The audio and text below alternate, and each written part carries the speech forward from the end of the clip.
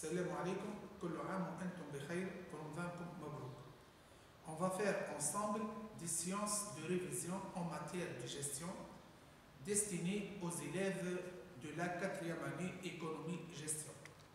Ces séances portent sur les différentes difficultés proposées par les élèves pour les aider dans la préparation aux examens à passer au cours de l'année scolaire ainsi qu'à l'examen final de bac. 6 chapitres sont présentés dans le programme officiel de gestion. Chapitre 1, module évaluation, consolidation, rappel du programme déjà acquis en 2e et en 3e année. Chapitre 2, la gestion de l'approvisionnement. Chapitre 3, la gestion de la production. Chapitre 4, la gestion commerciale. Chapitre 5, la gestion des ressources humaines. Et enfin, chapitre 6, la gestion financière. Au début, on va commencer par le chapitre 2, la gestion de l'approvisionnement. Dans ce chapitre, l'élève devient capable d'établir une fiche de stock, de valoriser les sorties et l'existant en stock selon les 4 méthodes d'évaluation, d'observer l'évolution des stocks, d'identifier les éléments du coût total d'approvisionnement et enfin de déterminer la quantité à commander et la date de passation de la commande. Concernant ce chapitre, on va commencer par la première question proposée par mademoiselle Marim, élève de bac. La question est la suivante. Méthode de valorisation des stocks, avantages et inconvénients de chaque méthode. La réponse à la question numéro 1. On distingue 4 méthodes de valorisation du stock. La première méthode, c'est la méthode du coût moyen unitaire pondéré fin de période, appelée encore méthode du coût moyen unitaire pondéré avec cumul du stock initial. Le principe de cette méthode, c'est que à la fin de la période, on calcule un coût moyen pour valoriser les sorties. Pour valoriser les sorties des stocks. Ce coût se calcule comme suit.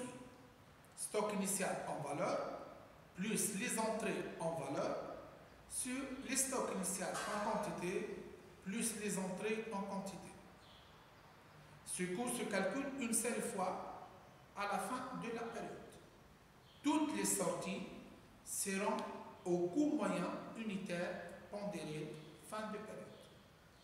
Les avantages de cette méthode. Cette méthode est simple à utiliser. Elle diminue les fluctuations, les variations de prix, car il s'agit d'un coût moyen. Les inconvénients, on ne peut pas connaître la valeur de sortie du stock à tout moment. Il faut attendre la fin de la période pour connaître la valeur de sortie et la valeur du stock final. On passe à la deuxième méthode, à la méthode suivante. C'est la méthode du coût moyen unitaire pondéré après chaque entrée, appelée aussi la méthode du coût moyen permanent. Le principe de cette méthode, c'est que après chaque entrée, on calcule un coût moyen pour valoriser les sorties qui suivent cette entrée. Donc, le coût moyen unitaire pondéré après chaque entrée égale l'existant en valeur après l'entrée sur l'existant en quantité après l'entrée. L'avantage de cette méthode, les stocks sont évalués à tout moment. Elle diminue les variations des prix, comme la première méthode coût unitaire moyen pondéré fin de période. Les inconvénients de cette méthode: la valeur des stocks est faussée en cas de variation définitive de prix.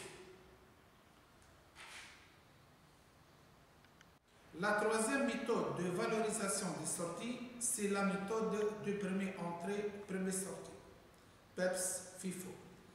Le principe de cette méthode: le stock qui entre le premier sera vendu lorsqu'il s'agit des marchandises ou consommé lorsqu'il s'agit de matières premières le premier.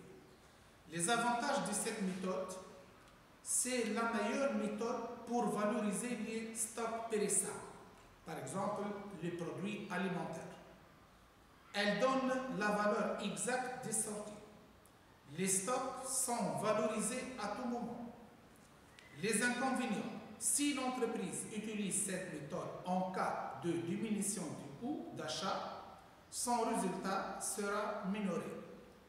La dernière méthode de valorisation des sorties, c'est la méthode du dernier entrée, premier sortie, DEPS-LIFO. Le stock qui entre le dernier sera vendu ou consommé le premier. L'avantage: les stocks sont évalués à tout moment.